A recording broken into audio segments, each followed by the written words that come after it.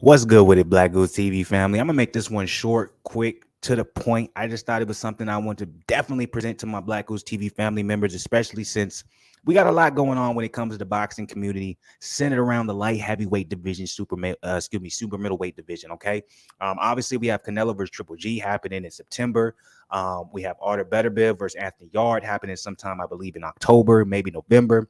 Bivol right now is supposedly in talks with fighting Joshua Buatsi next, but if that falls through, he said he wants to fight someone. He doesn't want to just sit on the shelf and wait around for maybe a possibly Canelo rematch or maybe possibly the winner of Yard versus Beterbiev. He's like, yo, no, that's too long. I need to fight someone. So let's talk about it. The WBA, they said, hey, okay, well, you said if you can't get the Buatsi fight, let me go and order you versus Gilberto Ramirez. Now, Ramirez is the guy coming up right now. Ramirez is the guy everyone's saying he's the boogeyman of the light heavyweight division when we're not talking about Bivol, Beterbiev, Buatsi, or Yard. Ramirez is the guy that everyone's like, yo, everyone is ducking this man right now, right? So the WBA went ahead and said, oh, well, Bivol, you said you're looking for an opponent. You want to stay active in case you can't get Buatsi? Well, hey, we'll go ahead and order Ramirez now. But the question at hand when it comes to this being ordered is, who motherfucking cares? And this isn't reference to Ramirez because we all do care about Ramirez. We want to see Ramirez against the top of the light heavyweight division. We know that Ramirez is a scary character, a scary boxer, and we love to see him against the top of the top. The reason why I said who cares is because when was the last time anybody cared about the WBA ordering anything as a mandatory? When has any boxer ever been like, oh shit, the WBA ordered me to fight my mandatory? I better do it. The only nigga who cares is the nigga who only got a WBA belt, right? And some may see, well, doesn't Dmitry Bivol only have the WBA belt? Yes, he does, but he has options. And one of those options is a much bigger and lucrative fight than a Ramirez. Let's just be 100 with it. Is Buatsi. Buatsi will make much more money because he has the UK behind him. Obviously, Bivol is an overseas fighter from Russia. There will just be more money to be made if he fought Buatsi. So who really gives a fuck about WBA ordering anything?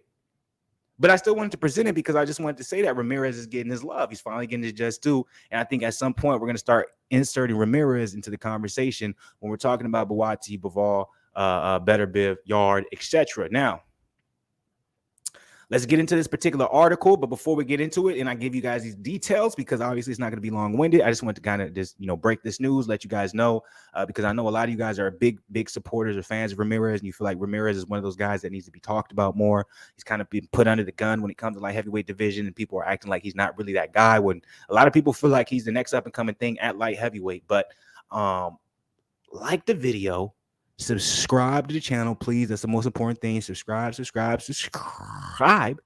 Because it's easy, it's free. There ain't nothing, man. A lot of y'all watch this, you're not subscribed to the channel, so you might as well just subscribe. Notification gang, comment on this joint. Now, with that being said, let's get into this article coming from BoxingScene.com, written by Jake Donovan. Dmitry Bivol finally has his marching orders. The leading candidate for 2022 Fight of the Year has been summoned to next make a mandatory defense against the WBA light heavyweight title against #1 contender Gilberto Ramirez. The bout was formally ordered by the WBA on Monday afternoon, with the two sides given until August 10th to come to terms to avoid a purse bid hearing. Now, that's interesting. There's going to be a purse bid hearing, which obviously when there's mandatories put out there, there is a purse bid hearing, but in some instances, it doesn't go that far. Sometimes you can have a mandatory like, hey, yo, he has to fight this person, and it actually doesn't happen. You know what I'm saying?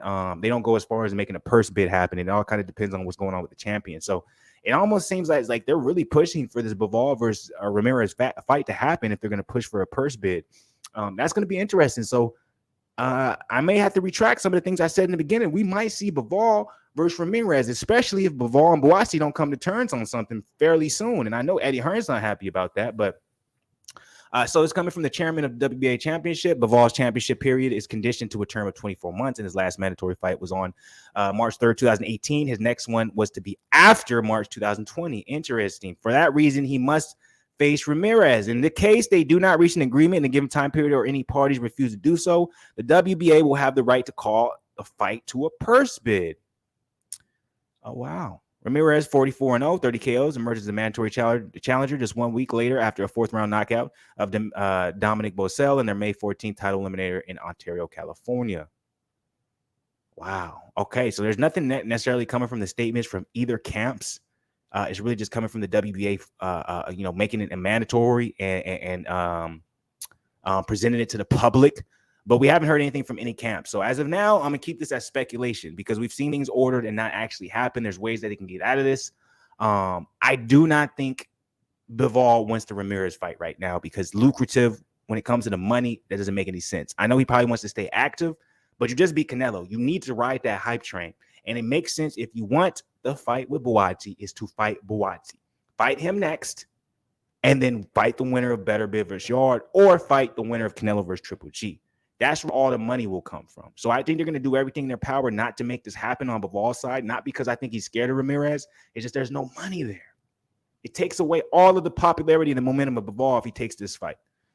But that's my personal opinion. If you guys disagree with me, please drop it below. But we haven't heard anything from either camp, so that tells me that most likely this is probably going to be avoided by one or the other because there's more lucrative fights out there. But let me know what you guys feel about this. That's my personal opinion. I just want to present it to you guys real quick because it's just put out there. I think it was ordered today or yesterday, so I just want to let y'all know in case y'all didn't see it anywhere else. As much as I always do, much love to the people. Appreciate y'all. Hit the like button, subscribe to the channel. Let me know what y'all think about this. I'm out of here on Sports Nigga Side of the Game. I'll be back with more boxing,